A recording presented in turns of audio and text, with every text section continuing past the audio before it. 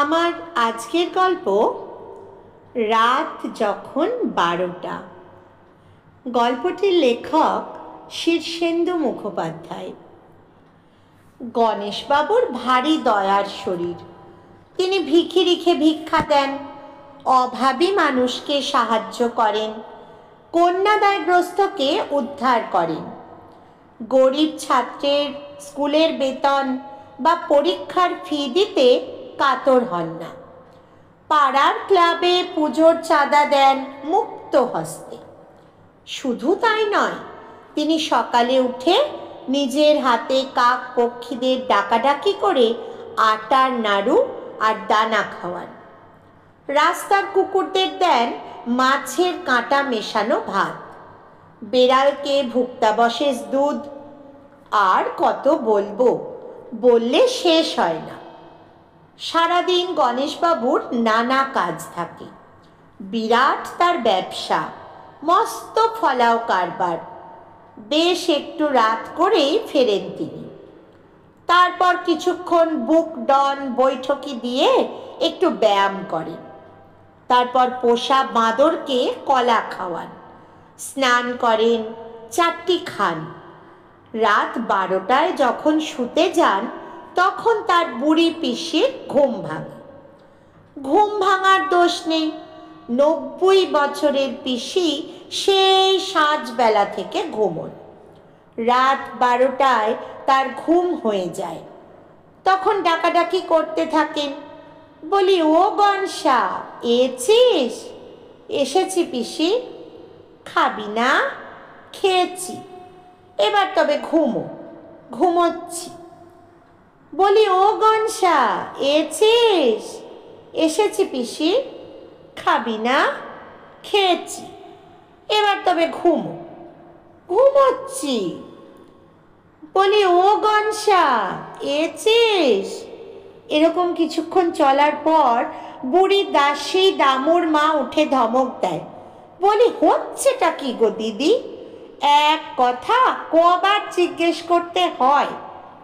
বাবু এছে, খেয়েছে, ঘুমিয়েছে, এবার তুমি ঘুমোও তো। ঘুম কি আর আসে রে বাচ্চা? যা শীত পড়েছে এবারে, হাড় কালি হয়ে গেল। তোমার মাথাটাই গেছে দিদি।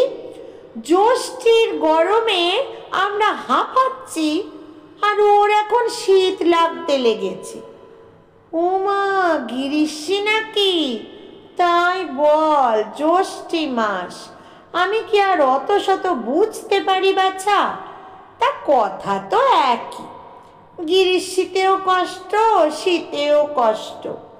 তা যা হোক, একটা দে, হয় লেপ না হয় হাত পাকা। কিসের যে কষ্ট বুঝতে পারি না।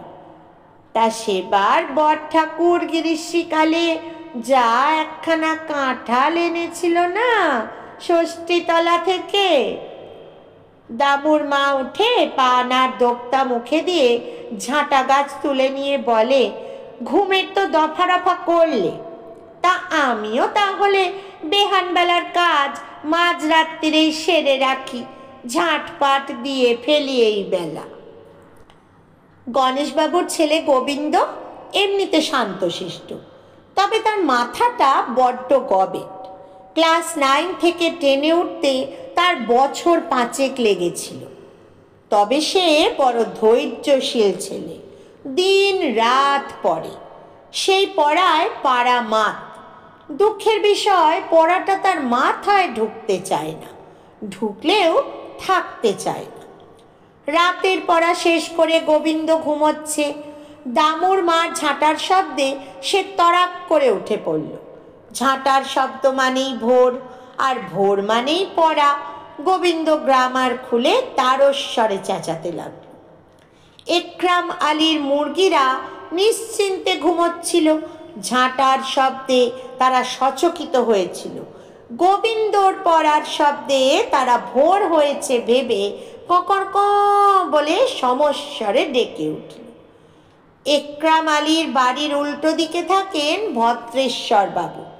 মুরগির শব্দে ঘুম ভাঙতেই ভদ্রেশ্বর বাবু তাড়াতাড়ি ধুতি আর পাঞ্জাবি পরে ছড়ি গাছ হাতে নিয়ে বেরিয়ে পড়েন প্রাতঃভ্রমণে। কানাইবাবুকেও সঙ্গে ডেকে নেন। তা প্রায় রোজই এরকম হয়। গণেশবাবু ফেরেন, বুড়ি পিসির ঘুম ভাঙে, দামুর মা ঝাঁটপাট শুরু করে, গোবিন্দ পড়তে লাগে, একরামালির মুরগি ডাকে, ভদ্রেশ্বর বাবু আর কানাইবাবু প্রাতঃভ্রমণে বেরিয়ে পড়ে। আর এসব কাণ্ড যখন ঘটতে থাকে তখন চুপি চুপি একটা দীর্ঘশ্বাস ফেলে একটা লোক রোজই গণেশবাবুর বাড়ির 5 দুয়ার থেকে গুটি গুটি ফিরে যায়।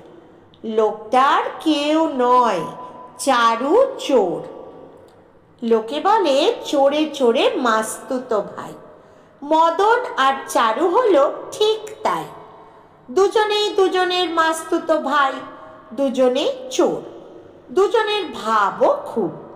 চারুর বিরস মুখ দেখে মদন রোজই জিজ্ঞেস করে, আজও পারলি না? চারু মলিন মুখে মাথা নেড়ে বলে, না। মদন চিন্তিত মুখে বলে, তবে তো ভারী মুশকিল হলো। মুশকিলই বটে। আসলে দুজনেই ছিচকে চোর। চোরের মহলে তাদের বিশেষ কেউ পাত্তা দেয় না। তবে তল্লাটে কালু দাসের একটা চোর তৈরির স্কুল আছে। চোরের স্কুল বলতে ব্যাপারটা কিন্তু ফেলনা নয়। কালুর সেই স্কুল থেকে যারা 5 মার্ক পেয়ে যায় তারা হিল্লি দিল্লি গিয়ে নাম করে ফেলে। সেই স্কুলে ভর্তি হওয়া ভারী শক্ত কাজ। বহু হবু চোর প্রতিবার অ্যাডমিশন টেস্ট দিয়ে হতাশ হয়ে ফিরে আসে। মদন আর চারু গত 2 বছর ধরে চেষ্টা করেও পেরে ওঠেনি। এবারও কালুর হুকুম হয়েছে মদনকে মল্লিক বাড়ি থেকে আর চারুকে গণেশবাবুর বাড়ি থেকে চুরি করে এলেম দেখাতে হবে, তবে ভর্তি। হাড় কিপ্টে গগন মল্লিকের বাড়িতে চুরি করাটাও শক্ত কাজ ছিল। তবে মদনের কপাল ভালো।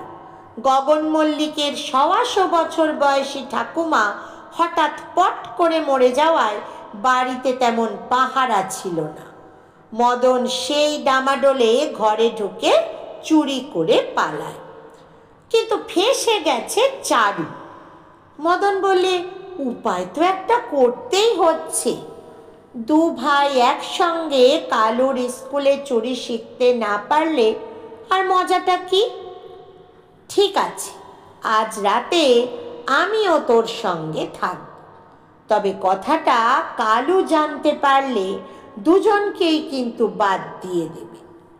তো তাই ঠিক হলো। গণেশবাবু বাড়ি ফিরেছেন, ব্যায়াম করেছেন, বাঁদরকে কলা খাইয়েছেন, স্নান করেছেন, 4টি খেয়েছেন, পান মুখে দিয়ে হাই তুলেছেন।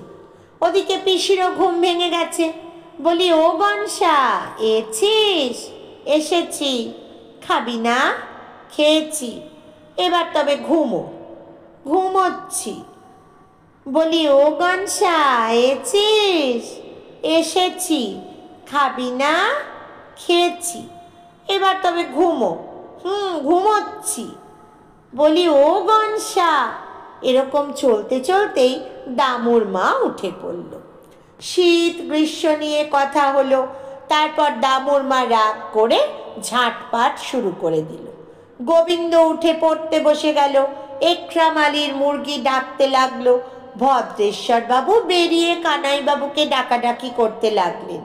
বলি, ও কানাইবাবু, আর দেরি করলে যে বেলা হয়ে যাবে। সূর্যি যে উঠে পড়ল বলে। গোটা পাড়াটাই বলতে গেলে মাঝরাত্রিরে জেগে উঠল। এই অবস্থায় চুরি করা বা চুরি করে পালানো 2 বিপজ্জনক। মদন এবং চারু শুনতে পেল এ বাড়ির লোক ও বাড়ির লোকের সঙ্গে কথা কইতে শুরু করেছে। গণেশবাবুর পিসির যে আক্কেল নেই, দামুর মা যে একটি উজবুক, গোবিন্দ যে একখানা পাঁঠা, একরামের মুরগিগুলো যে মানুষ নয়, ভদ্রেশ্বর আর কানাইয়ের যে কোনো কালে বুদ্ধি হবে না, এসব আলোচনার পর তারা নিজেদের সুখ দুঃখের নানা কথা বলা বলি করতে লাগলো। মদন আর চারু দুজনেই জোড়া দীর্ঘশ্বাস ফেলে পরস্পরের দিকে তাকালো। চারু মাথা নেড়ে বলল, উপায় নেই গো মদনদা, এবছর তুমি ভর্তি হও কালুর স্কুলে। মদন চাপা গলায় ধমক দিয়ে বলল, চুপ কর তো। ওদিকে গণেশবাবু পান চিবিয়ে পাশ বালিশ আঁকড়ে সদ্য ঘুমের আবেশে চোখ বুজেছেন। এমন সময় জানলার বাইরে থেকে কে যেন মোলায়েম গলায় বলল, গণেশবাবু ঘুমোলেন নাকি?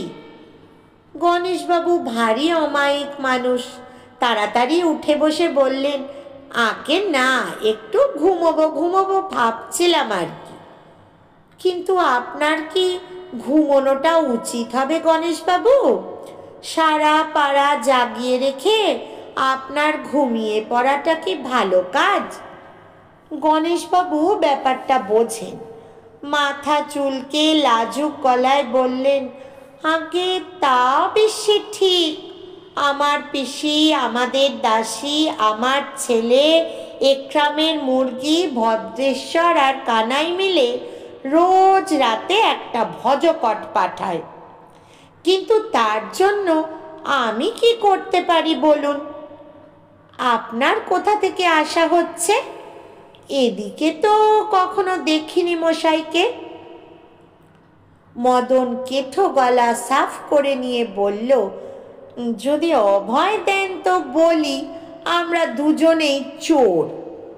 বটে বটে, গত 7 দিন ধরে আমার ভাই এই চারু এসে ঘুরে যাচ্ছে, একদিনও চুরি করতে পারিনি। না পারলে কালুর স্কুলে এবারেও ওকে নেবে না। ব্যাপারটা ভেবে দেখেছেন? আপনার দয়ার শরীর, কাক কুকুর ভিখিরি কাউকে ফেরান না, আর আমার এই ভাইটিকে কি ফেরাবেন? গণেশবাবু একটু হাঁ হয়ে গিয়েছিলেন ঠিকই, কিন্তু একটু ভাবতেই তার মাথা একেবারে পরিষ্কার হয়ে গেল। তিনি হেঁকে উঠলেন, বটেই তো, আমার বাড়িতে একটু চুরি করবেন, সে তো আমার সৌভাগ্য। দাঁড়ান, এখনই ব্যবস্থা করে দিচ্ছি বলে গণেশবাবু গর্জন করতে করতে গোবিন্দকে বিছানায় পাঠালেন। দামুর মাকে ধমকে গোয়ালে গিয়ে শোয়ার ব্যবস্থা করে দিলেন। পিসির ঘরে শিকল তুলে দিলেন। তারপর সদর খুলে এক গাল হেসে বললেন, আসুন আসুন। এরপর আর চুরির কোনো বাধাই রইল না। তবে আমরা খবর পেয়েছি চারু এবারেও কালুর স্কুলে ভর্তি হয়নি। সে চুরি ছেড়ে পানের দোকান দিয়েছে।